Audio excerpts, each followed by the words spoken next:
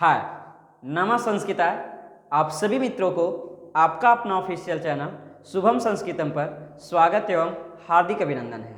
आज हम लोग एक नई वीडियो के साथ एक बार फिर से उपस्थित है और इस वीडियो में हम लोग जानेंगे कि अलस कथा पाठ से संबंधित जितना भी महत्वपूर्ण मस्ट इम्पॉर्टेंट ऑब्जेक्टिव क्वेश्चन है उसको करेंगे। इससे पूर्व आपका 10वीं वर्ग का भाग 2 पीयूषम फर्स्ट चैप्टर, सेकंड चैप्टर और थर्ड चैप्टर का संपूर्ण व्याख्या मैं उपलब्ध करवा चुका हूं और उससे संबंधित वस्तुनिष्ठ प्रश्न के साथ साथ विषयनिष्ठ प्रश्न अर्थात सब्जेक्टिव क्वेश्चन का भी वीडियो मैं अपलोड कर चुका हूं। अगर आप अभी तक नहीं देखे हैं तो जाकर अवश्य देखें। और आज के वीडियो लेक्चर में हम लोग थर्ड चैप्टर का ऑब्जेक्टिव क्वेश्चन करेंगे।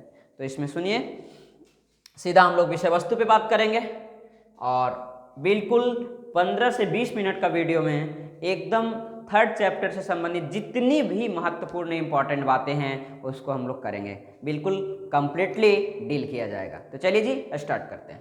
सबसे पहला जो आपका क्वेश्चन है वो है अलस कथा। अलस कथा पाठ कहाँ से लिया गया है? आपके पास 4 ऑप्शन है: पुरुष परीक्षा, नीति श्लोक, भारत महिमा, व्याघ्रपथिक कथा। तो आपने अध्यापन के दौरान जिस समय अध्ययन कर रहे थे उस समय काफ़ी सुंदर तरीके से मैंने बिल्कुल बताया था कि अलस कथा पाठ जो है पुरुष परीक्षा से लिया गया है। A option will be correct answer. Second question जो है आपका, अलस कथा पाठ किस प्रकार का कथा है? अलस कथा पाठ किस प्रकार का कथा है? पद्यात्मक, व्यंग्यात्मक, रसात्मक, कथात्मक। आपको अध्यापन के दौरान संपूर्ण व्याख्या वाले वीडियो में मैंने बेहतरीन तरीके से इस क्वेश्चन को डील किया हूँ कि इसमें आलसियों के बारे ऊपर व्यंग्य किया गया है, कटाक्ष किया गया है, तो यह एक प्रकार का व्यंग्यात्मक हो जाएगा। अगले प्रश्न की तरफ बढ़ते हैं और अगला जो आपका क्वेश्चन है, अलस कथा पाठ में किस दोष का वर्णन है? आलस्य का, चतुराई का, अंधा का, बहरा का। ये तो प्रश्न से ही क्लियर हो रहा है कि अलस कथा पाठ में आलस्य का वर्णन है, आलस्य का जिक्र किया गया है। सीधा हम लोग अगले प्रश्न की तरफ बढ़ेंगे और अगला जो क्वेश्चन है, कौन आलस्य का बहाना बनाता है? आलस्य का बहाना कौन बनाता है? मतलब कि रियल में आलसी होता नहीं है, लेकिन एक मतलब वो रूप कृत्रिम आलसी का रूप धारण करके वो आलसी का रूप बना करके मुफ्त में भोजन ग्रहण करना चाहता है। धूर्त, मित्र, शत्रु, दानव। मित्र, शत्रु और दानव नहीं होगा, धूर्त होगा, क्योंकि हमारे नीतिकारों ने, हमारे शास्त्रकारों ने, हमारे विद्वानों ने नकली आलसी को संस्कृत के लैंग्वेज में धूर्त कहा है। तो ये भी प्रश्न को बनाने में आप सफल रहे होंगे। अपनी लेक्चर को एक्सटेंड करते हैं, कहानी को आगे बढ़ाते हैं। अगर ये कंप्लीटली सारे वीडियो में बिल्कुल मैं आपको बताया था कि सारे के सारे चैप्टर का 3-3 वीडियो प्रोवाइड किया जाएगा और अगर आप बिल्कुल सही कहीं ना कहीं इस प्लेटफॉर्म से आप लाभान्वित हो रहे हैं तो अवश्य सपोर्ट करेंगे और वीडियो को लाइक करके सब्सक्राइब करेंगे। आगे बढ़ेंगे। आगे लिखा है, आलसियों के घर में आग कौन लगवाया? आलसियों के घर में आग कौन लगाता है? राजा ने, मंत्री ने, शत्रु ने, योगी पुरुष ने। नियोगी पुरुष आपका सही जवाब हो जाएगा, सज्जन हो जाएगा, है ना। चलिए अगला प्रश्न है, आलसियों की परीक्षा क्या लगा कर लिया गया? पानी, आग, हवा, बिजली। आप जानते हैं कि जहां नकली आलसी भीड़ लगा दिए वहां पे नियोगी पुरुष ने मंत्री के सलाह से उन्होंने आग लगा दिया, तो आपका जवाब हो जाएगा आग। चलिए, तो इस प्रश्न को भी बनाने में हमारी टीम, हमारा जो बिल्कुल मिशन है वो हमारे देश के भविष्य सफल रहे। आगे बढ़ते हैं और बिल्कुल एकदम अंतिम लास्ट चैप्टर तक आप बने रहें और हमारे देश के भविष्य हैं आप, आपसे मुझे काफ़ी उम्मीद है। चलिए, चारों आलसियों को क्या पकड़कर बाहर निकाला गया? तो आपका जवाब हो जाएगा हाथ, पैर, केस, कान। आपको मैंने पढ़ाया था कि चारों आलसियों को बाल पकड़कर अर्थात केस पकड़कर बाहर निकाला गया। केस को संस्कृत में रेणु कहा जाता है। अगले प्रश्न की तरफ बढ़ते हैं।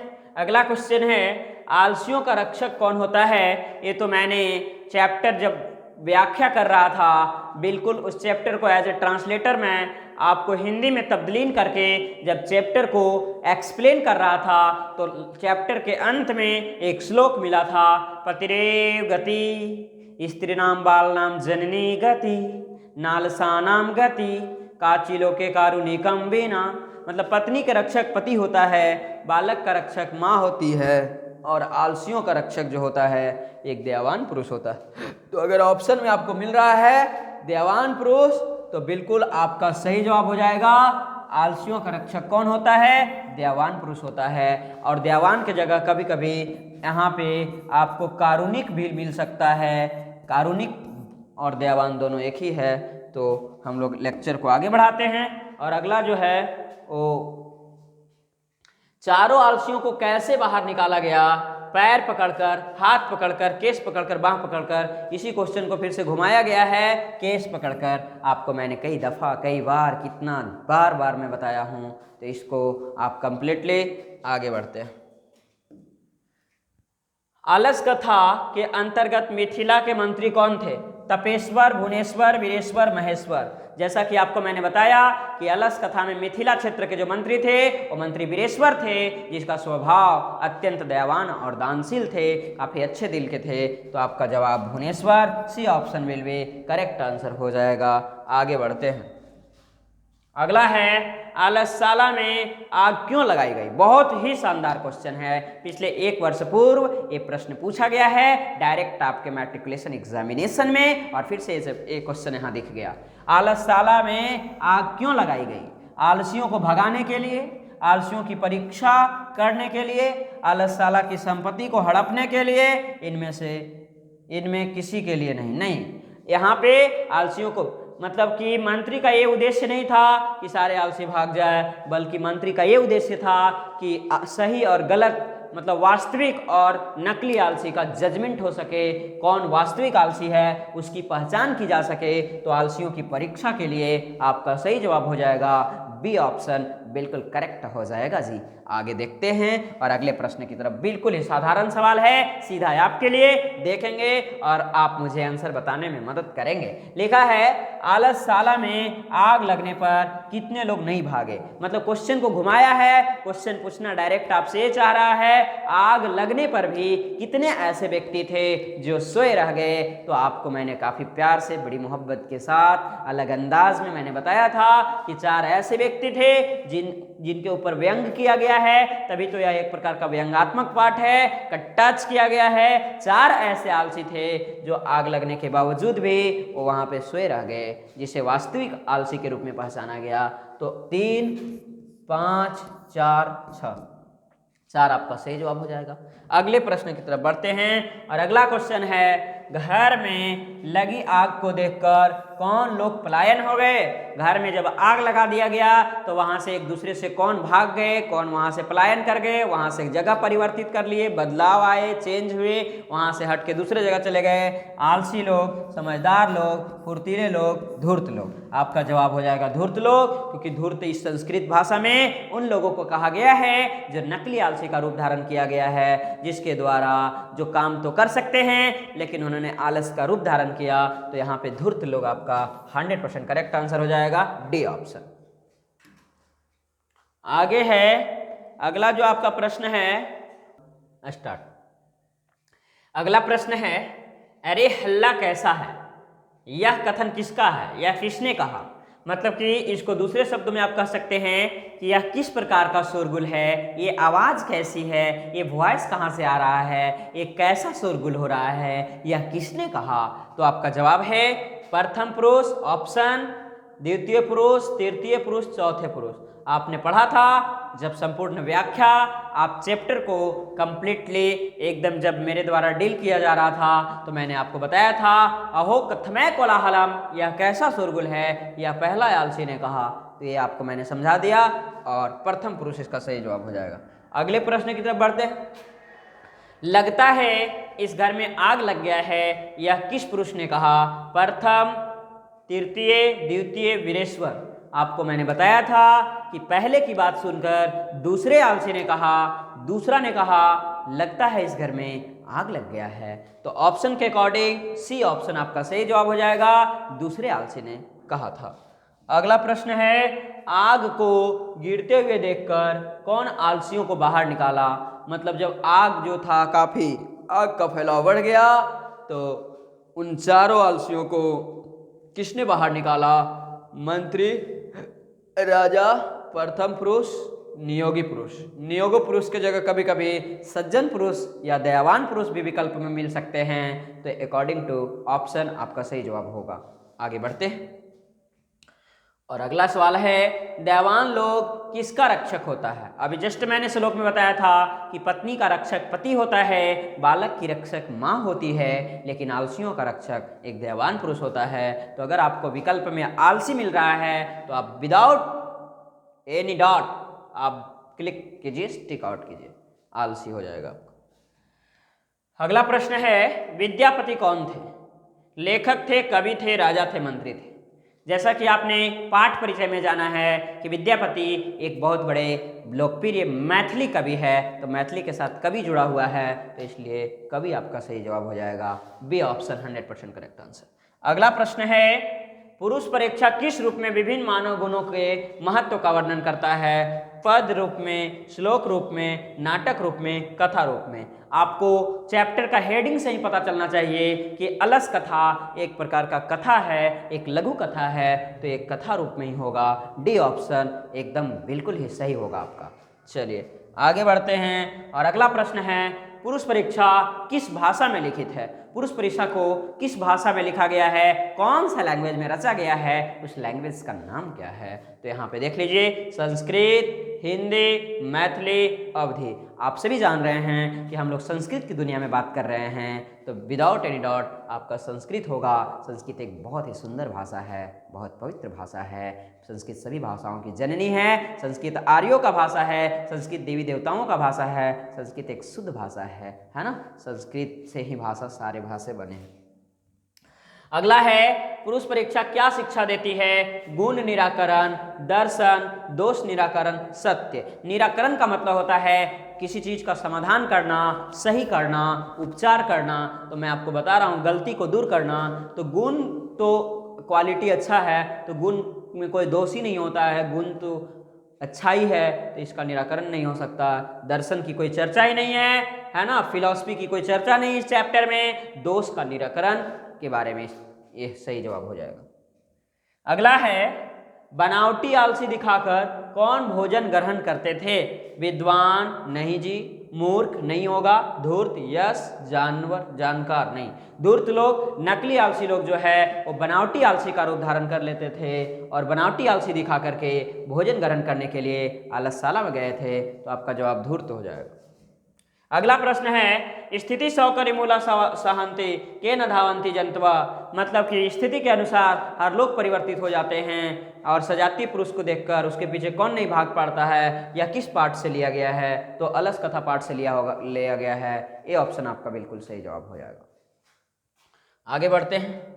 लिखा है, वीरेश्वर कौन था? मिथिला का राजा था, मिथिला का मंत्री था, मिथिला का राजकुमार था, मिथिला का संतरी था? तो आपका जवाब हो जाएगा मिथिला का मंत्री था। मिथिला का मंत्री वीरेश्वर था, जो दयावान और दानशील था, जिन्होंने आलसियों को रहने के लिए एक आलसशाला बनवाया था।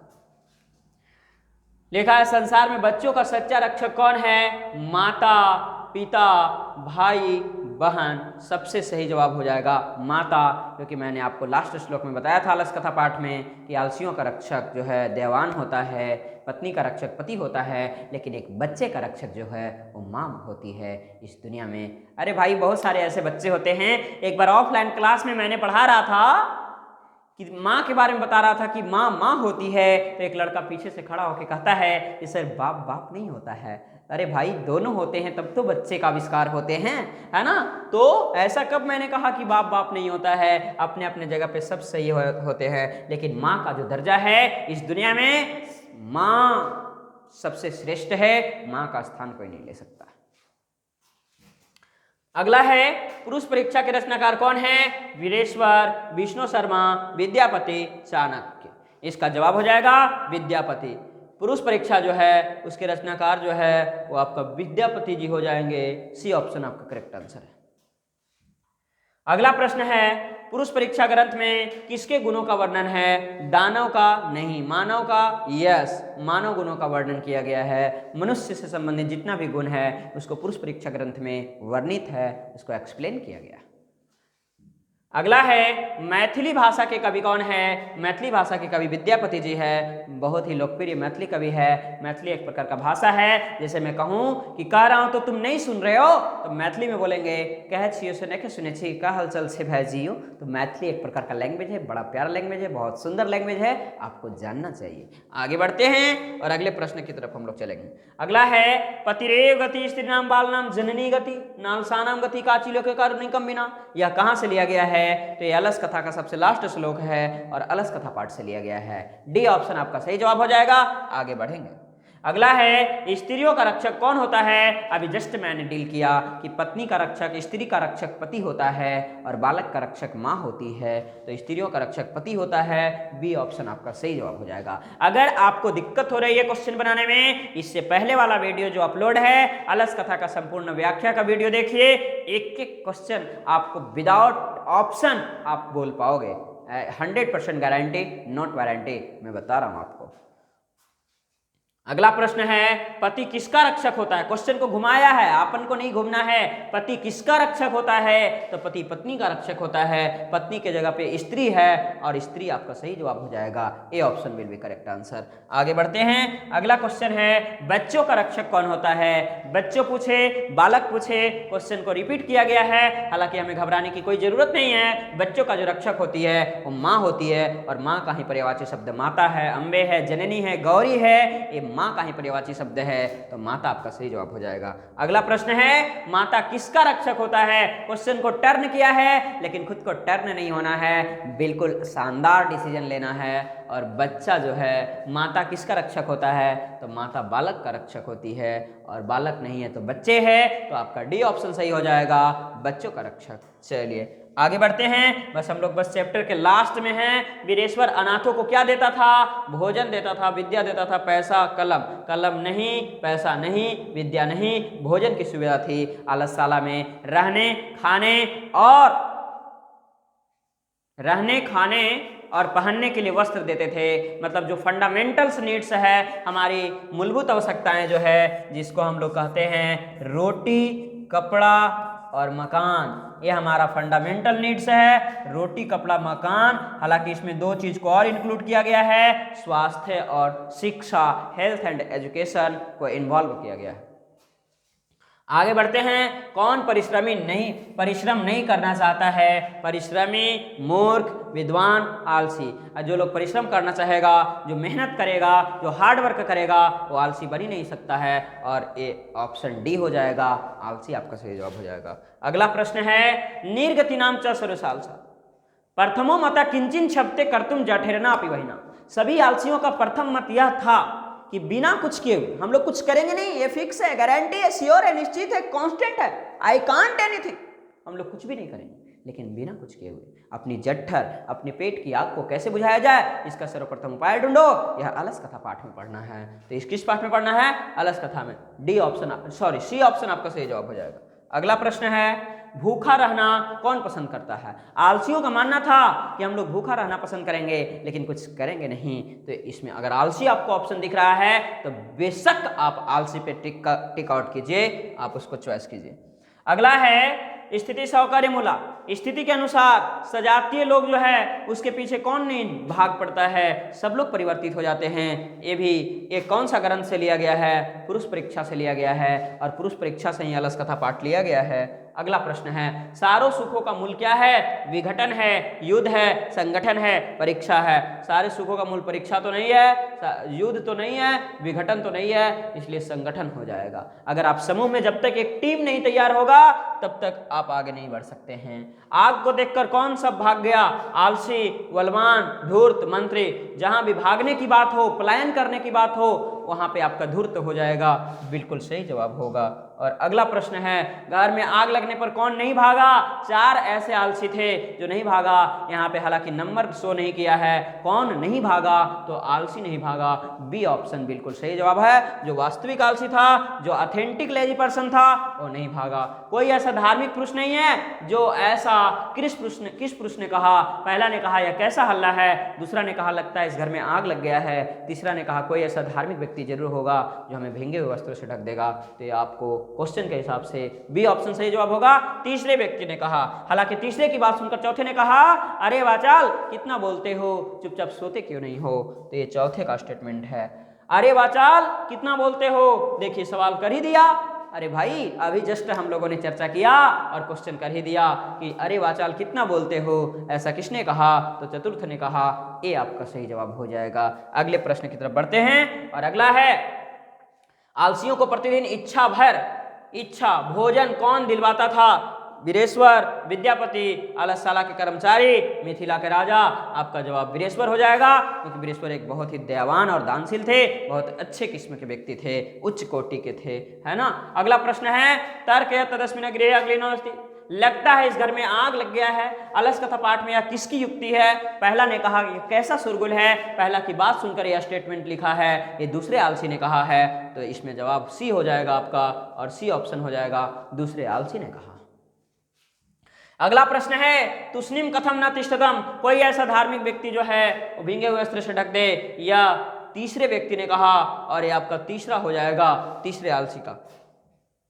कह रहा है इस संसार में आलसियों का रक्षक कौन है। आलसियों का रक्षक दयावान पुरुष है। अभी जस्ट मैंने बताया था कि कभी कभी दयावान की जगह कारुणिक भी रहेगा, तो आपको बिल्कुल परेशान होने की कोई जरूरत नहीं है। बी ऑप्शन सही जवाब हो जाएगा। कारुणिक का मतलब भी दयावान होता है। सबसे बड़ा शत्रु कौन है। हमारे नीतिकारों ने, हमारे विद्वानों ने, हमारे शास्त्रकारों ने आलस्य को सबसे बड़ा शत्रु बताया है। तो अगर आलस्य ऑप्शन है तो बिल्कुल सेलेक्ट कीजिए, बी ऑप्शन आपका सही जवाब हो जाएगा।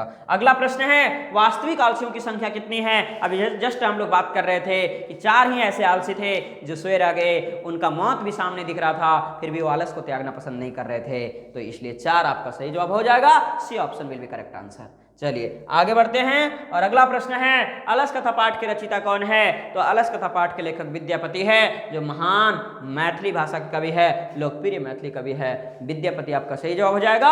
और अगले प्रश्न की तरफ बढ़ते हैं। अगला है, नित्यकारों ने आलस्य को क्या माना है। उसी क्वेश्चन को घुमाया है, टर्न किया है, राउंड किया है, थोड़ा सा आपको चेक कर रहा है, जजमेंट कर रहा है कि आप जान रहे हो या फंस जा रहे हो। तो नित्यकारों ने आलस्य को शत्रु बताया है, जिसे हम लोग संस्कृत में रिपु कहते हैं, जिसे दुश्मन कहा जाता है, सबसे बड़ा दुश्मन है। वीरेश्वर कैसा था। वीरेश्वर एक बहुत बड़ा दानशील था, बहुत बड़ा दयावान था। तो सी ऑप्शन आपका सही जवाब हो जाएगा। बहुत कम टाइम में हम लोगों ने बहुत क्वेश्चन किया, और भी 2-4 सवाल है, देख लेते हैं। पतिरेव गति स्त्री नाम बाल नाम जननी गति।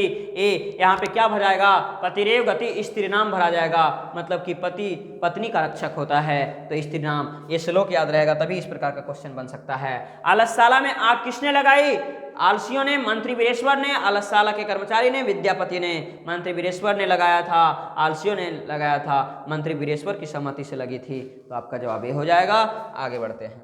अगला प्रश्न है, कोई अपि तथा धार्मिक नास्ति। कोई ऐसा धार्मिक व्यक्ति नहीं है जो हमें भींगे हुए वस्त्रों से ढक दे। या स्टेटमेंट तीसरा ने कहा, क्योंकि सबसे पहले जब आग का फैलाव हुआ 4 आलसी सोए रह गए। पहला ने कहा यह कैसा हल्ला है। पहला की बात सुनकर दूसरा ने कहा लगता है इस घर में आग लग गया है। दूसरा की बात सुनकर तीसरा ने कहा कोई ऐसा धार्मिक व्यक्ति नहीं है जो हमें भींगे हुए वस्त्रों से ढक दे। और इन तीनों की बात सुनकर चौथा ने कहा अरे वाचाल कितना बोलते हो, चुपचाप सोते क्यों नहीं हो, अये वाचाल कति वासनानी। तो ये कोई अपनी धार्मिक नास्ति, मतलब कोई ऐसा धार्मिक व्यक्ति नहीं है, ये तीसरे आलसी ने कहा। सी ऑप्शन आपका सही जवाब हो जाएगा।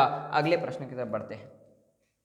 आलसशाला में आग कब लगाई गई। रात में, दिन में, जब सो रहे थे, जब भोजन कर रहे थे, जब सो रहे थे तब। सी ऑप्शन आपका सही जवाब हो जाएगा अकॉर्डिंग योर ऑप्शन, है ना। आधुनिक काल की बस इतना ही था, इतना ही क्वेश्चन था इस चैप्टर से संबंधित। अगर आपको वीडियो अच्छा लगा, इतना कम टाइम में बिल्कुल आपके एग्जाम के दृष्टिकोण से प्रीवियस ईयर क्वेश्चन पूछे गए सारे क्वेश्चन का मैंने संग्रह कंप्लीट किया विथ सॉल्यूशन, विथ ऑप्शन। अगर आपको वीडियो अच्छा लगा तो अवश्य लाइक करेंगे, सब्सक्राइब करना ना भूलें और बेल बटन को जरूर दबाएं ताकि अगले वीडियो का भी नोटिफिकेशन आपको मिलता रहे। और जितने भी 9वीं या 10वीं वर्ग के छात्र हैं, छात्राएं हैं, उनको ये वीडियो अवश्य शेयर करें। तब तक के लिए आप सभी मित्रों को, सभी जनों को शुभम संस्कृतम परिवार की तरफ से बहुत बहुत धन्यवाद। जय हिंद।